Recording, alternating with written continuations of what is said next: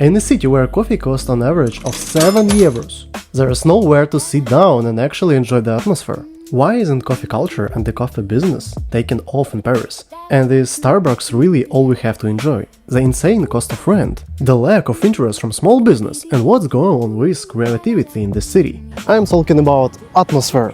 When you're having coffee with your friend or even by yourself, you always expect emotions from the experience and, of course, the taste. I'm not saying that Paris doesn't have interesting places for coffee. On the contrary, there are tons of them, but they are associated less with coffee and more with a glass of wine. The old-fashioned atmosphere of Paris doesn't put you in a working mood, but rather into something a little different. For example, reflection. But where is that familiar coffee shop atmosphere, sitting around, working and eventually having a sense of community? Many will say there is Starbucks, there is Columbus and of course McDonald's. But it's still not the same.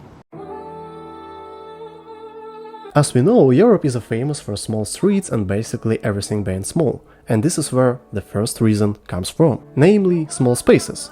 Those huge franchises that emissionated above are not going to risk opening something massive in incredibly expensive Paris. Commercial real estate prices are so enormous that some businesses that open stores on the famous Champs-Élysées close within a month.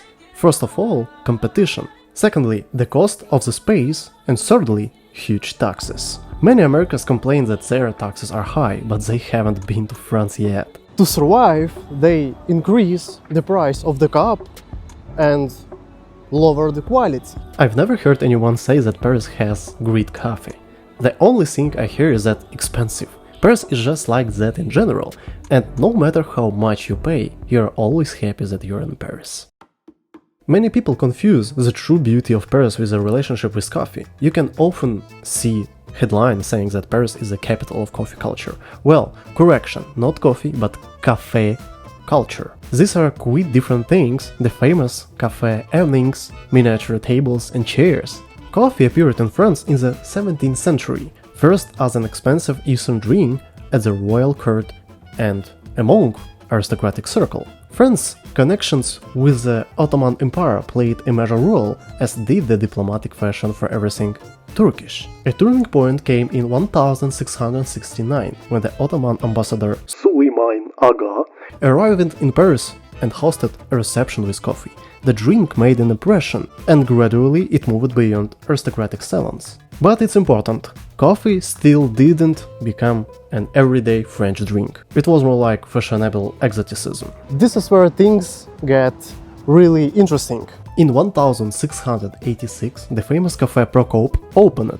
Its founder, Francesco Procopio dei Coitelli, was Sicilian, not French, and this is quite telling. Early Parisian cafe culture was largely imported.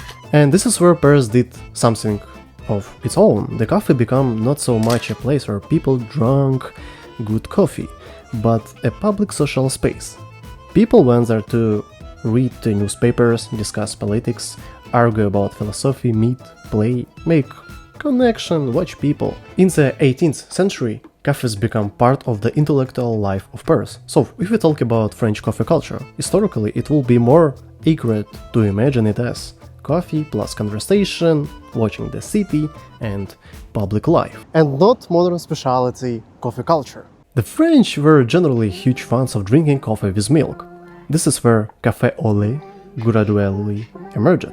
Coffee with a larger amount of hot milk. French coffee culture became much stronger than the actual culture of coffee itself. In other words, someone could sit in cafe for 2 hours, drink one café crème, read a newspaper and talk, and that was considered part of urban culture. In this sense, Paris is different, for example, from America.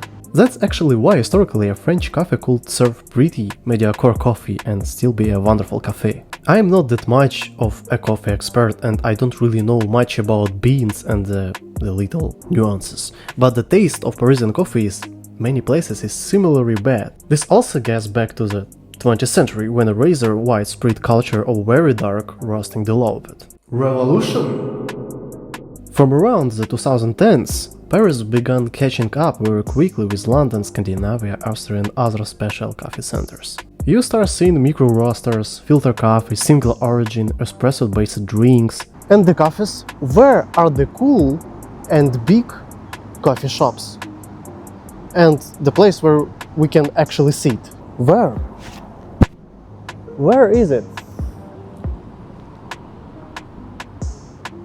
Whatever the case, I love Paris, and the quality of its most popular drink and the number of iconic places where you can drink it might be limited. But Paris is Paris, just by looking at it. The city makes you fall in love with it. And, by the way, it offers you other alternatives.